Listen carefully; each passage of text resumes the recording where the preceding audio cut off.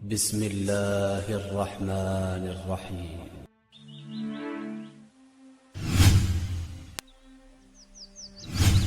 السلام علیکم ناظرین، آج کی ویڈیو میں ہم جس شخصیت کی بات کریں گے وہ حبیب بن زید رضی اللہ عنہ ہیں۔ انہیں مسیلمہ کذاب نے زنجیروں میں جکر کس بے دردی کے ساتھ شہید کیا۔ آپ سے گزارش ہے کہ ویڈیو کو پورا ضرور دیکھیں۔ حبیب بن زید رضی اللہ عنہ، ان کے والد زید بن عاصم اور ان کی والدہ نصیبہ بنت کعب مدینہ میں اسلام قبول کرنے والے سب سے پہلے افرادوں میں سے ایک تھے۔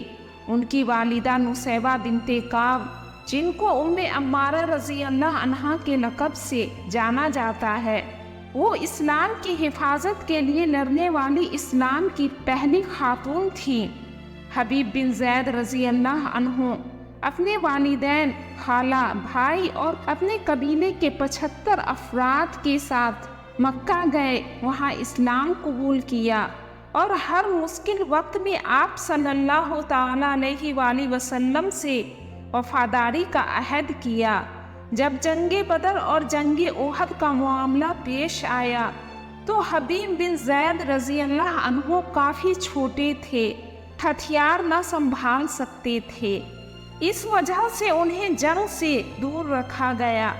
جب آپ کچھ بڑے ہوئے تو آپ صلی اللہ تعالی علیہ وآلہ وسلم کے ساتھ ہر جنگ میں شرکت کی، اپنی بہادری سے سبھی کو متاثر کیا۔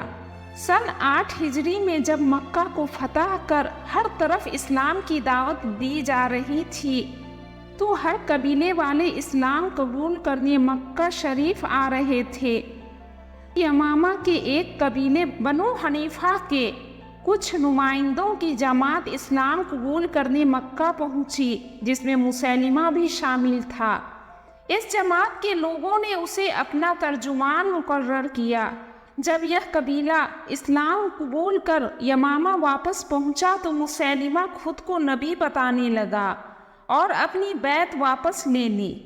اس کے مختلف وجوہات کی وجہ سے بنو حنیفہ کے کچھ جاہل پرست لوگ اس کے آس پاس جمع ہونے لگے۔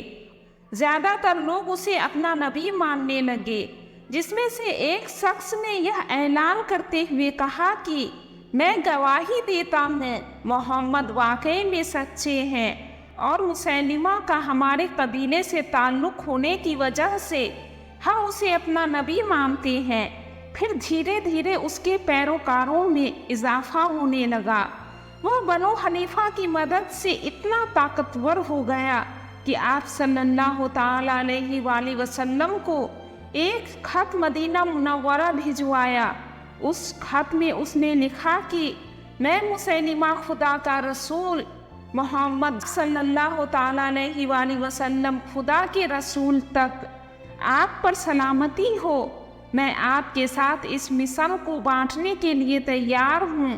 میرے پاس آدھی زمین ہے اور آدھی آپ کے پاس ہوگی، جس پر آپ صلی اللہ تعالی علیہ وآلہ وسلم نے مسیلمہ کو لکھا، شروع کرتا ہوں اللہ کے نام سے جو مہربان اور رحم کرنے والا ہے۔ محمد صلی اللہ تعالی علیہ وآلہ وسلم کی طرف سے مسیلمہ کذاب کو سلام ہو، اس پر جو ہدایت کی پیروی کرے گا۔ خدا اپنے بندوں میں سے جس کو چاہے اپنی زمین کی وصیت کرے گا۔ خواہشات اور آخری فتح ان لوگوں کے لیے ہوگی جو خدا کے لیے اپنے فرض سے محتاط رہتے ہیں۔ اس خط کے ملنے پر بھی وہ اپنے چالوں سے باز نہ آیا، زور و شور سے اپنی نبوت کا اعلان کرتا رہا، خود کو نبی منواتا رہا، جو نہیں مانتے ان پر تشدد کرتا رہا۔ آپ صلی اللہ تعالی علیہ وآلہ وسلم نے پھر سے اسے خط کے ذریعے اس کی جال سازی کو ختم کرنے کی ہدایت کا فیصلہ کیا۔ اس خط کو مسیلمہ کے پاس لے جانے کے لیے حضرت حبیب بن زید رضی اللہ عنہ کو چنا گیا۔ اس خط میں مسیلمہ کو اپنے دعووں کو ترک کرنے کی ہدایت کی گئی تھی۔ جب حبیب بن زید رضی اللہ عنہ اس خط کو لے کر مسیلمہ کے किला में पहुँचे तो वह उस खत को पढ़कर आपे से बाहर हो गया। उसने अपने सिपाहियों को हुक्म दिया कि हबीब बिन जैद को जंजीरों में जकड़ दिया जाए।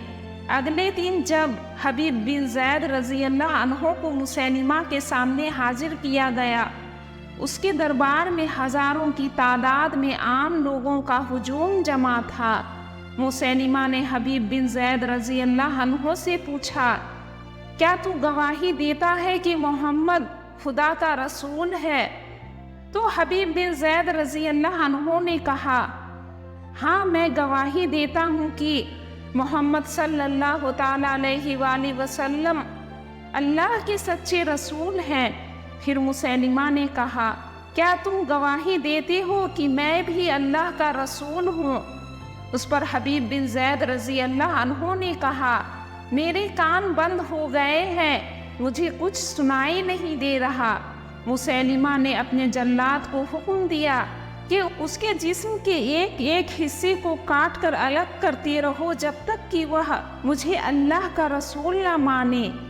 जब जल्लाद ने आग के एक हाथ को जिस्म से अलग किया तो मुसैलिमा ने फिर हबीब बिन जैद रज़ी अल्लाह अन्हो से सवाल किया, क्या तुम मानते हो कि मैं मुसैलिमा अल्लाह का रसूल हूँ?